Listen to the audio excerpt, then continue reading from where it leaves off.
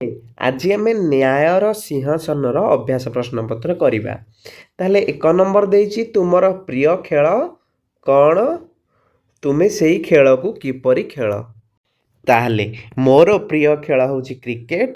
ଏଥିରେ bat ball stump ଆବଶ୍ୟକ ହୁଏ। 2 ପକ୍ଷ ହୋଇ ଏହି ଖେଳ ଖେଳାଯାଏ। ପ୍ରତ୍ୟେକ ପକ୍ଷରେ 11 ଜଣ ଖେଳାଳି ଥାନ୍ତି ଓ ଜଣେ ଖେଳ ପରିଚାଳନା କରନ୍ତି। 2 ନମ୍ବର ପିଲାମାନେ, ତୁମେ କେବେ କୌଣସି ସମସ୍ୟାର ସମାଧାନ କରିଛ କି? ତୁମର ଅନୁଭୂତି ବର୍ଣ୍ଣନା କର। ତାହେଲେ ହଁ, ମୁଁ ସମସ୍ୟାର ସମାଧାନ କରିଛି। ମୋର ଜଣେ ସାଙ୍ଗ ହଠାତ୍ ପୋଖରୀରେ ବୁଡ଼ିଗଲା। ମୁଁ ଆଉ ଶିକ୍ଷକ କିଛି ବ୍ୟକ୍ତିଙ୍କ ସହାୟତାରେ ତାକୁ ଉଦ୍ଧାର କରିଥିଲୁ।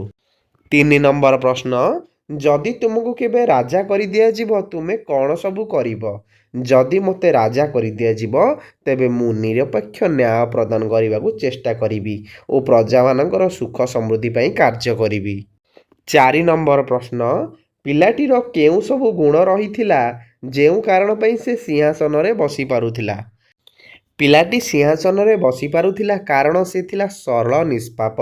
ତା ମନ କଳୁଷିତ ନଥିଲା। ସେ କେବେ ଚୋରି କରିନଥିଲା, ମିଛ କହିନଥିଲା କି କାହାର ମନରେ କଷ୍ଟ ଦେଇନଥିଲା। ନେକ୍ସଟ ଆମେ କରିବା ପିଲାଟି କୋଉଟା ଠିକ୍ ହେଲା ଆମେ ଠିକ୍ ଲେଖିବା ହେଲା। ପିଲାଟି ନ୍ୟାୟ ପ୍ରଦାନ କରୁଛି ବୋଲି ରାଜା କେମିତି ଜାଣିଲେ?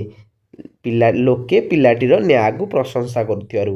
ତାହେଲେ ଡବଲ ଆଇଟି ଠିକ୍ ଉତ୍ତର। ନେକ୍ସଟ ଖରେ ଆମେ ଦେଖିବା ଦେଇଛି କେଉଁ କଥା ରାଜାଙ୍କୁ ଅଧିକ ଆଶ୍ଚର୍ଯ୍ୟ ଲାଗିଲା?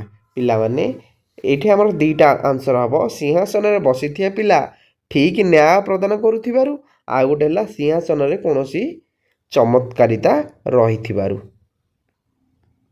ନେକ୍ସଟ ଗରେ ପିଲାଙ୍କୁ ଏହି ଖେଳ ଏତେ ମଜା କାହିଁକି ଲାଗିଲା? ଯେଉଁଥିପାଇଁ ସେମାନେ ଏହି ଖେଳ ପ୍ରତିଦିନ ଖେଳିବାକୁ ଲାଗିଲେ। କାହିଁକି ନା କାରଣ ଏହା ଅନ୍ୟ ଖେଳଠାରୁ ଅଧିକ ମନୋରଞ୍ଜନ ଦେଉଥିଲା। ଘରେ ରାଜା କାହିଁକି ଉପବାସ ଓ ପ୍ରାୟଶ୍ଚିତ କଲେ? କାରଣ ତାଙ୍କ କର୍ମ ପାଇଁ ପଶ୍ଚାତାପ ହୋଇଥିଲା। ନେକ୍ସଟ ଆମକୁ ଦେଇଛି ନିମ୍ନ ପ୍ରଦତ୍ତ ପ୍ରଶ୍ନ ଗୁଡ଼ିକର ଉତ୍ତର ନିଜ ଖାତାରେ ଆମେ ଲେଖିବା। ତାହେଲେ 1 ନମ୍ବରରେ ପିଲାମାନେ ମଞ୍ଚ ସିଂହାସନରେ ବସିପାରୁଥିଲେ ହେଲେ ରାଜା ସେଥିରେ ବସି ନ ପାରିବାର କାରଣ କ'ଣ? ରାଜା ସିଂହାସନରେ ବସି ନ ପାରିବାର କାରଣ ହେଲା ରାଜାଙ୍କ ମନ କଳୁଷିତ ଭରି ରହିଥିଲା। ସେ ମଧ୍ୟ ମିଥ୍ୟାର ଆଶ୍ରୟ ନିଅନ୍ତି ଓ ଅନ୍ୟମାନଙ୍କ ମନରେ ଆଘାତ ଦିଅନ୍ତି। 2 ନମ୍ବର ପ୍ରଶ୍ନ, ପ୍ରାୟଶ୍ଚିତ କରିବା ପରେ ରାଜାଙ୍କୁ ସିଂହାସନରେ ବସିବାର ଅଧିକାର ମିଳିବାର ଆବଶ୍ୟକତା ଥିଲା କି? ଯଦି ହଁ ବା ନାହିଁ ତାର କାରଣ ଲେଖ। ନାହିଁ, ରାଜାଙ୍କୁ ସିଂହାସନରେ ବସିବାର ଅଧିକାର ମିଳିବାର ଆବଶ୍ୟକ ନଥିଲା କାରଣ ପ୍ରାୟଶ୍ଚିତ କରିବା ପରେ ମଧ୍ୟ ରାଜାଙ୍କ ମନରେ କଳୁଷିତ ଭରି ରହିଥିଲା।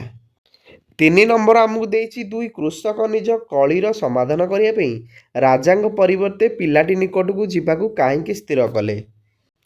କାହିଁକି ନା 2 କୃଷକ ନିଜର କଳିର ସମାଧାନ କରିବା ପାଇଁ ରାଜାଙ୍କ ପରିବର୍ତ୍ତେ ପିଲାଟି ନିକଟକୁ ଯିବାକୁ ସ୍ଥିର କଲେ କାରଣ ପିଲାଟି ଉଚିତ ନ୍ୟାୟ ଓ ବୁଦ୍ଧିମତ୍ତାର ସହିତ ସମସ୍ତ ସମସ୍ୟାର ସମାଧାନ କରିପାରୁଥିଲା। 4 ନମ୍ବର ପ୍ରଶ୍ନ, ଚତୁର୍ଥ ମୂର୍ତ୍ତି ସିଂହାସନ ସହିତ କାହିଁକି ଆକାଶକୁ ଉଡ଼ିଗଲା? ଚତୁର୍ଥ ମୂର୍ତ୍ତି ସିଂହାସନ ସହିତ ଆକାଶକୁ ଉଡ଼ିଯିବାର କାରଣ ରାଜା ବଳପୂର୍ବକ ସିଂହାସନ ଆରୋହଣ କରିବାକୁ ଚାହୁଁଥିଲେ। 5 ନମ୍ବର ପ୍ରଶ୍ନ, ଏହି କାହାଣୀର ଆଉ ଏକ ନାଁ ଦିଅ। ତୁମେ ଏହି ନୂଆ ନାଁଟି କାହିଁକି ବାଛିଲ ତାର କାରଣ ଲେଖ। ଏହି କାହାଣୀର ଅନ୍ୟ ଏକ ନାମ ଦିବ୍ୟ ସିଂହାସନ କାରଣ ଏହା ସତ୍ୟ ଓ ଧର୍ମକୁ ନେଇ ଦିବ୍ୟତା ପ୍ରଦର୍ଶନ କରିଛି। ନେକ୍ସଟ କାହାଣୀର ପୁତଳିକା ଗୁଡ଼ିକ ଉଡ଼ି ଯାଇଛନ୍ତି। ସେମାନେ କେଉଁଠାକୁ ଯାଇଥିବେ ଓ ସେଠାରେ କ'ଣ କରୁଥିବେ? ଏହି ପୁତଳିକା ଗୁଡ଼ିକ ଦୈବ୍ୟ ଶକ୍ତି ଅଟେ। ସେମାନେ ରାଜାଙ୍କୁ ସଠିକ୍ ମାର୍ଗ ଦର୍ଶାଇବା ପରେ ସ୍ୱର୍ଗଲୋକକୁ ଯାଇଥାଇପାରନ୍ତି। ନେକ୍ସଟ ଏହି କାହାଣୀରେ ଯଦି ରାଜା ସିଂହାସନରେ ବସିବାରେ ସଫଳ ହୋଇଥାନ୍ତି ତେବେ କ'ଣ ହୋଇଥାନ୍ତା? ତେବେ ବୋଧହୁଏ ସେ ରାଜା ବିକ୍ରମାଦିତ୍ୟଙ୍କ ପରି ନ୍ୟାୟବାନ ଓ ବୁଦ୍ଧିମାନ ରାଜାରେ ପରିଗଣିତ ହୋଇପାରିଥାନ୍ତେ। ପିଲାମାନେ ଏଠାରେ ଯେତିକି ଆବଶ୍ୟକ ସେତିକି ମୁଁ କରୁଛି। ନେକ୍ସଟ ଆମକୁ ଦେଇଛି ଏହି ବାକ୍ୟଟିକୁ ଆମେ ବିରାମ ଚିହ୍ନ ଲଗେଇକି ଲେଖିବା। ରହିଯାଆନ୍ତୁ ରାଜା, ଏଠି ଆମର ବିସ୍ମୟ ସୂଚକ ଚିହ୍ନ ଦିଆହେଲା। ଯେଉଁ ପିଲାରେ ଏ ସିଂହାସନରେ ବସୁଥିଲା, ସେ ଅତ୍ୟନ୍ତ ସରଳ, ନିଷ୍ପାପ ଥିଲା ହେଲା। ତା ମନରେ କଳୁଷିତ ନଥିଲା। ତୁମେ ଯଦି ନିଜକୁ ଯୋଗ୍ୟ ବୋଲି ମନେ କରୁଛ କମା ତେବେ ଏ ସିଂହାସନରେ ବସିପାର।